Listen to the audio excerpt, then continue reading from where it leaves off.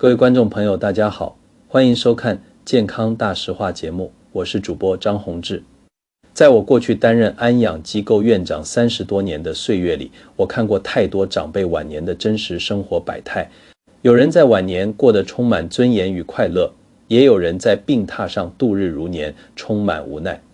这其中的差别往往取决于我们在退休初期甚至更早的时候是如何规划自己的时间与资源。岁月是一条单向的河流，我们每个人都会面临逐渐老去的现实，而晚年生活究竟是充满阳光，还是陷入无尽的孤独与痛苦，全看我们今日的选择。随着台湾医疗科技的飞速进步以及健保制度的全面普及，我们正快速迈入超高龄社会，活到80岁甚至90岁已经是相当普遍的现象。这意味着我们离开职场后的晚年生活不再只是短暂的几年时光，而是可能长达20-30年的漫长岁月。这段岁月占据了我们人生将近1/3的长度，绝对不容许我们以得过且过的心态来面对。从刚刚放下工作重担的60多岁，到身体机能逐渐退化的70多岁，再到可能面临生活无法完全自理的80岁，以后每一个不同的年龄阶段都伴随着截然不同的生理变化与心理需求。许多长辈在刚退休时会突然感到生活失去了重心，仿佛整个人生被抽空了意义。这其实是一个非常关键的转折点。懂得规划时间的老人家能够在这个阶段找到新的生命价值，他们充满智慧且具有远见，将宝贵的时光投入到真正能带来长远幸福的事物上。而那些无法适应退休生活的人，则容易陷入无所事事的焦虑与忧郁之中。仔细观察我们身边的朋友，您会发现有些人在退休后容光焕发，生活多姿多彩，而有些人却日渐憔悴。这背后最根本的原因就在于他们如何分配手中突然多出来的庞大时间。那些越活越精彩的长辈，首先懂得把时间用在陪伴家人上。我们的前半生为了事业打拼，为了应酬交际，常常在外面兜兜转转，把最灿烂的笑容和最多的精力都给了同事和客户，却把疲惫与不耐烦留给了最亲近的家人。现在回归家庭，这后半辈子就应该与家人相互陪伴，弥补过去的缺憾。你在那些无关紧要的外人身上浪费的时间，换来的往往只是日后的人走茶凉与渐行渐远，但是用在家人身上的每时每刻，都会在未来的日子里化为满腔的欢喜与温暖。家人是这个世界上最无条件爱你的人，也是最懂得你脾气与喜好的人。只要你愿意每天抽出时间，哪怕只是陪着伴侣去传统市场买菜，在公园散步，或是听孩子分享工作上的琐事，都能在这种平凡的相互陪伴中感受到岁月的静好。生命的长度是有限的，越到晚年，我们越会发现能够真正紧紧抓在手里的东西寥寥无几，而亲情与爱情绝对是其中最无可取代的部分。想象一下，当外面狂风暴雨的时候，屋内依然灯火通明，你觉得肚子饿了，伴侣为你端上一碗热腾腾的汤面，这份深厚的陪伴是花再多金钱都买不到的。第二个关键的智慧是把时间用在取悦自我上。我们在年轻时常常思索生命的意义到底是什么，总是为了符合社会的期待、父母的期望或是子女的需求而活，直到步入晚年，经历了人生的起起落落，才会豁然开朗。生命本质上是一场独自前行的旅程，路上固然有人陪伴，有人懂你，但最终的喜怒哀乐还是必须由自己来承担与消化。别人的生活过得再怎么光鲜亮丽，那终究与你无关，他人的评价与眼光，到了这个年纪也应该看作是无关痛痒的微风。我们切切实实能体会到的只有自己内心深处的感受。当你心情愉悦时，看见的整个世界都在闪闪发光，连路边的野花都显得生机盎然。当你感到无奈与悲观时，所有的一切都会变得灰暗无比。活着的意义在很大程度上就是不断地重塑自我，体验世界，并且懂得如何取悦自己。前半生我们将各种重责大任扛在肩上，后半辈子就该勇敢地为了自己而活，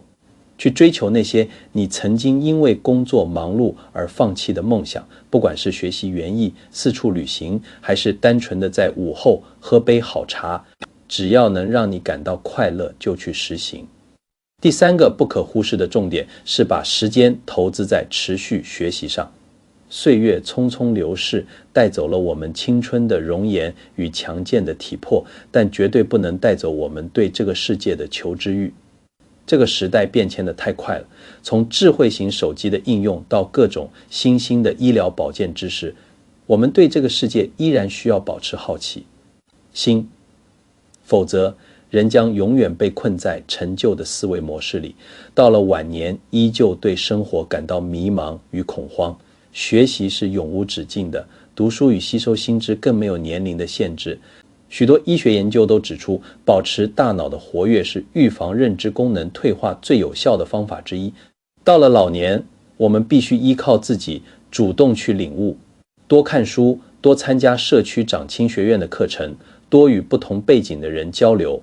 那些你曾经想不明白的复杂人际关系，可能会在某一天豁然开朗。你曾经觉得无法跨越的科技障碍，也会因为你勇敢踏出第一步而变得不值一提。生命的厚度是随着学习而不断增加的，到了满头白发的年纪，还愿意学习的人，才更懂得如何过得幸福。他们才是悠悠岁月里真正的智者。随着时间推移，当我们迈入70多岁的门槛时，身体的各项机能不可避免地会出现较为明显的退化。这时候就需要更具体的考虑怎样规划日常的养老生活。许多人都会为了晚年的照护问题而发愁，特别是那些手头上积蓄不多，且子女的经济状况或家庭关系也无法提供太多支援的长辈。他们担心自己一旦生病失去自理能力，就会陷入老无所依的悲惨境地。我认识一位住在中部的魏阿姨，她今年73岁，就是一个非常典型的例子。魏阿姨手边没有庞大的存款，子女的生活也过得相当拮据，无法给予她太多的经济支持。尽管客观条件看似严峻，但她对于自己的养老问题却毫不担心，每天都过得非常乐观且充实。魏阿姨的丈夫在5年前因为突发心血管疾病离世，自从老伴走后，她就被迫开始了独居的日子。起初她非常不习惯这样孤单且充满挑战的生活，因为老伴在世的时候对她宠爱有加，家里的各种繁杂家务事几乎全都被先生一手包办，她可以说是被保护得无微不至。有天晚上她突然心血来潮，特别想吃先生以前常做的那种香喷喷的炒饭，结果笨手笨脚的她在厨房里忙了半天，不但把厨房弄得一团糟，还把好好的一锅饭给炒得焦黑。她看着锅里黑乎乎的饭粒，深刻感受到失去依靠的无助。老伴还在世的时候，魏阿姨从未认真规划过自己的养老问题，总觉得天塌下来有先生顶着。随着老伴的骤然离世，她才惊觉自己的养老问题完全没有着落。在她70岁那年，儿女们考量到她独居的安全，提议让她轮流到他们各自的家里居住养老。对于儿女们的好意，魏阿姨心里虽然感到温暖，但她经过反复思考后，果断地拒绝了这个提议。魏阿姨深知相见好同住难的道理，她绝对不想在晚年还要看别人的脸色过日子。她明白，儿女们确实是出于孝顺的心理，才会真心真意地接她回家养老。但是，儿女的孝顺并不代表他们的配偶也愿意无条件地接纳一位生活习惯不同的长辈。魏阿姨的儿媳妇性格比较强势，在魏阿姨身体健康时态度尚且冷淡，更何况是等她年老体衰需要人伺候的时候。至于她的女婿，也并非一个心思单纯善良的人。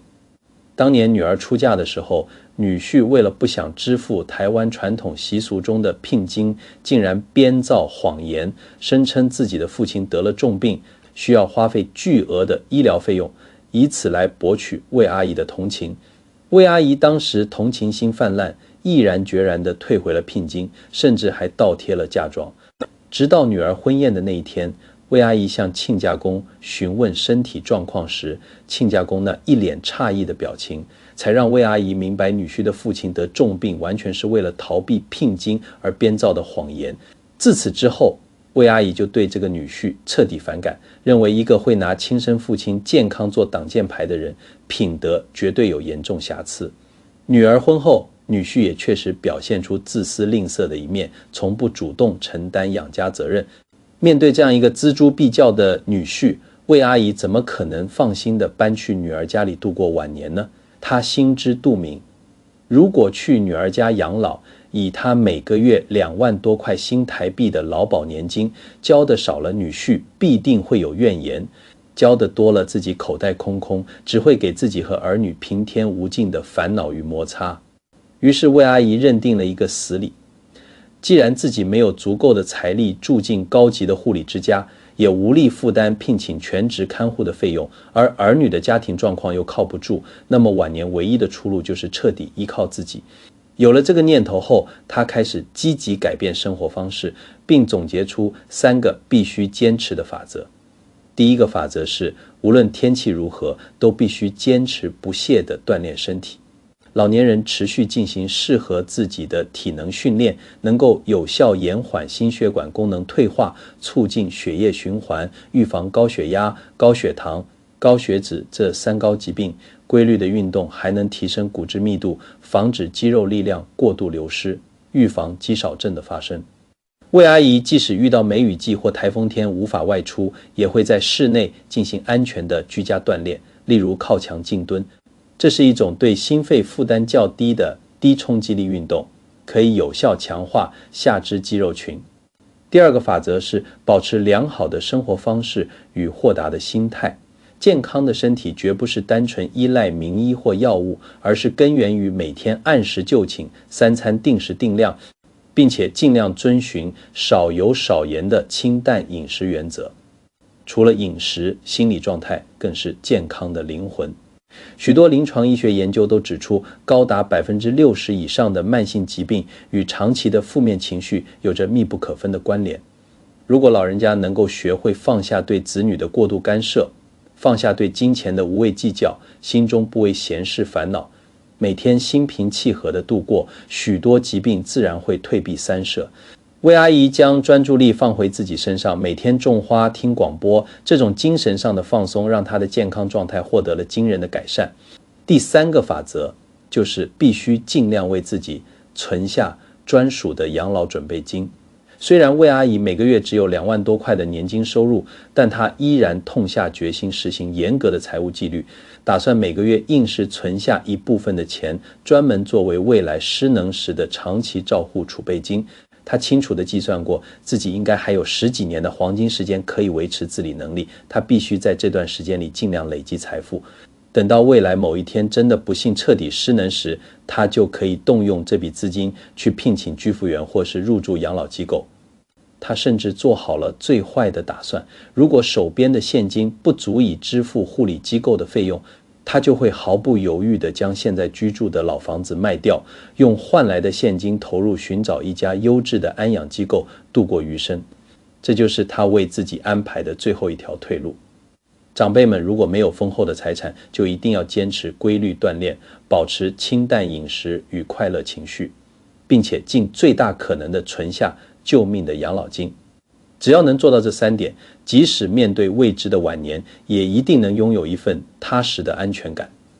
接下来我们将目光放得更远一点，当我们跨过80岁的门槛，面临身体机能大幅衰退，生活彻底不能自理的时候，我们又该如何安排养老呢？住在南部今年已经80岁的陈伯伯，就曾经为了这个失能后的照护问题，无数个夜晚辗转反侧。陈伯伯和老伴育有4个儿女，孩子们都受过良好教育且相当孝顺，但各自都有沉重的工作压力与家庭需要照顾。陈伯伯和老伴也都患有多种慢性疾病，需要常年吃药控制。陈伯伯非常有远见，他最为恐惧的是一旦失去生活自理能力，要如何确保自己还能活得有尊严。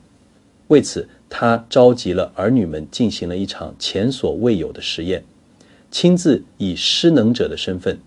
去真实体验目前社会上几种主流的照护方式。实验的第一站，陈伯伯选择了坊间的私立护理之家。为了让戏演的逼真，他还特地买了2台轮椅，由儿女推着他们进入机构，并登记为需要全责照护的重度依赖者。进入护理之家后，陈伯伯才真正被收费标准给震撼到。对于生活完全不能自理的重度失能长辈，机构收取的费用非常高昂，他们2个人每个月加起来必须缴纳将近9万多块新台币的开销。入住第一天，照服员就利落地帮他们穿上了成人纸尿裤。当他们以完全失能者的视角躺在病床上时，陈伯伯发现时间变得无比漫长且煎熬，一整天只能被迫盯着天花板，被动地等待照服员按照排班表过来翻身或喂食。由于机构里照服员面临人力短缺，喂饭时动作总是显得急躁，根本没有留给长辈足够的咀嚼时间。尽管陈伯伯每天都觉得没吃饱，肠胃也感到不适，但他却选择了忍气吞声，因为他深刻体会到一个完全失去反抗能力的老人内心是充满恐惧的，害怕告状会引来更恶劣的对待。陈伯伯在护理之家仅仅硬撑了1个月，心理防线就宣告崩溃，赶紧让儿女将他们接回家中。回到家休养后，他们立刻着手筹备下一阶段的实验，体验聘请全职台籍住家看护在自家养老的真实感受。虽然每个月逼近10万新台币的费用极其沉重，陈伯伯依然请来了一位拥有多年经验的姚阿姨。刚开始2个礼拜，姚阿姨表现得还算专业，但随着时间推移，当她发现儿女不常来突击检查时，怠惰的毛病就开始显露。她变得敷衍了事，不愿意花心思准备营养的3餐，总是用清汤面或冷冻食品打发两老。姚阿姨不仅在工作上偷工减料，还总是对家里的设备挑3拣4，抱怨床垫太硬，甚至明里暗里的要求私下加薪。陈伯伯一家其实已经尽了最大努力为他准备了崭新的单人床架与高级床垫，因此坚定地拒绝了更换新床与加薪的无理要求。自从被拒绝后，姚阿姨就开始明目张胆的消极怠工，动作粗鲁且态度傲慢。陈伯伯在忍无可忍之下，果断解除了合约，并在经历了几次换人的折腾后，对聘请住家看护彻底心寒。经过这一连串的亲身实验，陈伯伯体悟到花大钱住护理之家会失去尊严，而重金聘请住家看护又难以防范人性的怠惰。两老经过反复推敲，最终得出了一个无奈却又最为稳妥的结论：对于重度失能者而言，最安全、最能保有尊严的底线，依然只能回归到最传统的养儿防老观念上。陈伯伯计划让4个儿女采用轮流排班的方式来共同分担照护责任，这样每个儿女每个月只需分摊7到8天的时间，不至于严重打扰正常生活。为了确保这个承诺能被确实执行，避免儿女因为经济压力产生怨言，陈伯伯抛出了一个震撼的配套方案。他们老2口每个月加起来的退休金与投资收益高达10万块新台币。他宣布未来启动轮班照护时，会将这笔钱平分成4等份，直接补贴给参与排班的儿女，当作是他们的照护薪资。这个做法立刻让会议气氛变得轻松，有了实质的财务补贴。儿女们在请假照顾父母时，经济上的后顾之忧被彻底消除，自然能更心甘情愿地承担责任。晚年最大的地雷区妥善排除后，陈伯伯和老伴心中的大石头终于放下。他们决定从现在开始毫无负担地享受当下的生活，趁着现在身体还能行走、大脑还清晰的时光，加倍地对自己好。他们积极规划行程，参加专为银发族设计的无障碍旅行团，四处旅游品尝美食。陈伯伯的目标是趁着还能动的时候，把想去的地方都走一遍，将这些美好风景烙印在脑海里，作为未来病榻上最丰富的回忆。